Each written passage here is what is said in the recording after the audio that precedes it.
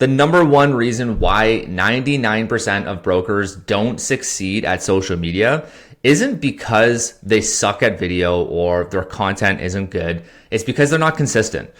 Oftentimes I see brokers, they'll go hard for about a month, maybe less, maybe a bit more, and then they just drop off. And I've been there myself. I'm guilty of that until I implemented this system that I'm going to show you here in the background. So I'm going to show you behind the scenes of my whole content flow and what I do on a weekly basis, where I'm at the point where I'm spending less than 3 hours a week on social media and generating content consistently, generating leads, referrals, and it's the backbone of my business in less than 3 hours. So one thing I will say is starting out on your social media journey, it's going to be longer. It's going to be more time than 3 hours. It's going to take you a bit longer. And the reason being is because you're getting your reps in. You're dialing in your systems. You're figuring out your content type, your format. There's a lot that goes into it, but as you go forward, as you get consistent and do the reps, you will find that you're going to be more proficient, whether it's sourcing, scripting, recording, dialing in like the process of like how to find out what content resonates more with your audience. There's so many different little things that go into it, but that sounds overwhelming. I promise you, as you stay consistent with it, it will get a lot easier. So here is my workflow. It's super, super easy. You're going to look at this and be like, wow, that's all you do. Yes, I run everything off of Google Docs, and I'm adding a layer into my business right now where I'm hiring a VA who will be cross-posting across all of the different platforms. Now, through my social journey, I've just been going all in on Instagram and sprinkling in a couple of YouTube videos here and there. I didn't really focus and pay attention to TikTok. I just knew that my avatar was on Instagram. And ideally, if I had more time or I had my systems dialed in, then I would have cross-posted to LinkedIn and created more content there because, again, my avatar was there. This is like just talking about like focusing on the consumer. Now that I'm pivoting towards focusing on mortgage brokers for my content, I am now going to be across all platforms because it's such a small market. The audience size in Canada for mortgage brokers is maybe 30,000 licensed agents, and it's probably less than that. And so obviously there's not much of a pool for me, so I need to be across all platforms.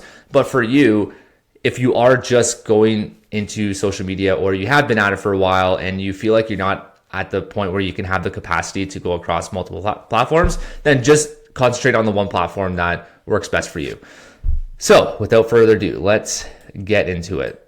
All right, so a couple of tabs here aren't really going to be needed for you. I'll just go over it briefly. SOP is, this is just my content schedule that I'm going to be giving my VA. And as you can see here, it's Monday to Sunday, so every single day of the week. And I've got either a short form video, carousel, text post, or my newsletter, which you guys are getting right now on the Sunday. And these are the platforms that the type of content will be posted to. You'll see here for the carousels, that's only going on Instagram, Facebook, and LinkedIn. And then newsletter, that's not applicable because it's obviously through email. So this is for my VA to be able to go into a platform that I am researching right now to be able to schedule the posts and send them out. And that's what I'm going to be doing going forward. HookBank is literally just hook ideas that I generate from time to time, and I'll just, anything that I like, I'll put it in here, and then I'll build my content off of this. So for you can just like start placing any hooks that resonate with you when you're going through ChatGPT or wherever you're sourcing your hooks. Maybe it's something that you've seen looking at content and sourcing content. Just write it down in here. And then I have a scripts template. So what I do here is every week, I'll copy this tab. I'll just duplicate it and it'll appear down here. And then I'll title it for the Monday of the following week. So let's say right now it's November 13th and I want to start creating content for November 17th.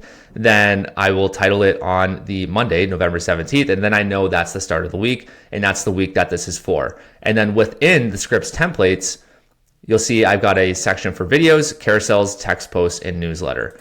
So it's, like I said, it's very simple. And I created it this way on purpose because I don't want to overcomplicate things.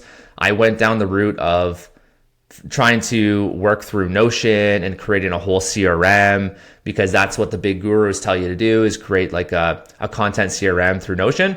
And it wasn't really resonating with me. It was creating more of a bottleneck for me to go in there and create this automation and these templates. So I was like, you know what, I'm just going to use what I'm familiar with. And most people are familiar with the Google suite. So like Google Drive, Google Docs, Google Sheets.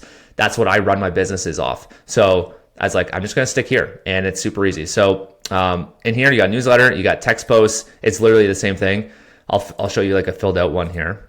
So November 17, you'll see here, all I have is literally just the subject line here. And then I'll start writing that out in the newsletter software that I use. Text posts, I'll literally write all of it in here. And that way the VA can come in here and copy it and post it for me. And if there is an image, then I'll put it here. So that way they can use that image as well. Carousels, same thing. I'll just have it titled as each slide.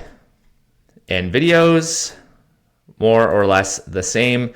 The only addition to this is that I also have the style, because I do have different formats for my videos. So for example, one might be using my iPhone, one might be a screen share, one might be trying this new sketch note idea where I'm recording with my phone and going through a sketch note that I made in my sketchbook. So I put the style there just for me, just so I know what kind of style it is when I go to record. And this is strictly, the video section is strictly for me here to use this as my scripting to record the videos. But with that being said, if there's a written text in here, then I'm going to have that included in here. So that way the VA can come in and see the written text. Like, let's just say this was the written text.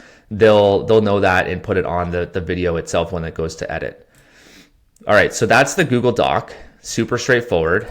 Then we've got our Trello board. So if you don't have an assistant, this will still work well for you to keep you on track with your content.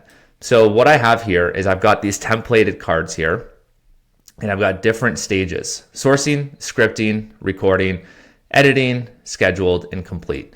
So when I look at my content overall, I batch everything. And that is the key to being consistent for me, is to batch everything. And I highly recommend doing it this way for yourself, instead of trying to come up with a video idea the day of, or maybe you have a list of ideas, but then you come into your office and you're like, okay, which one am I going to do? Like, I don't know. I only have half hour. And then you try to do something on the fly, and it's just not, it's going to feel rushed, and you're going to feel overwhelmed and like you're on a hamster wheel. So I highly recommend batching it in 3 different areas: sourcing, scripting, and recording. And sometimes my sourcing will be mixed with scripting, because if I'm out there sourcing videos, whether it's through ChatGPT or whether I'm sourcing videos just on the Instagram app itself and I'm saving videos, sometimes I'll feel motivated to create that whole script, because I'm like, oh, this is great, and I just want to get that out there and have it written down. So sometimes these blend together, but ideally you have it in 2 separate sessions. And when I say sessions, it's maybe 45 minutes to an hour. It doesn't have to be long. So that's why I say 3 hours or less, because I do 1 hour, 2 hours, 3 hours. And recording is actually a lot faster for me now.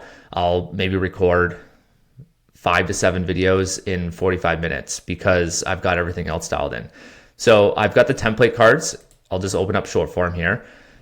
You'll see I've got a checklist for each one. I've got source for videos, script, recording, so on, so forth. So you can check that out. You could pause the video if you need to look at all of it. And then once I've got things rolling, I'll check everything off as I'm going through my week. And once it goes into this stage, my VA will know, okay, now it's time for him to start editing. And I put produce here because sometimes with the text form posts, it's for them to just literally just create the carousel or create the text form post. And then once it's scheduled, that's going to be in the content scheduler, and that goes into here. And then once they've all been posted, it shifts over to complete. So that, again, is very straightforward and simple, and I keep it that way on purpose to ensure that I'm consistent going forward. And when I was doing this with my consumer-based content, it was under 3 hours. Right now, it's actually a bit more for me because I'm trying to figure out my new content style on the B2B side, targeting you guys, brokers. So I'm trying to figure that out. It's taking me a bit more time, but I know I will get into a place where it's going to be 3 hours or less. So hope this helps. If you have any questions about this, let me know. Cheers.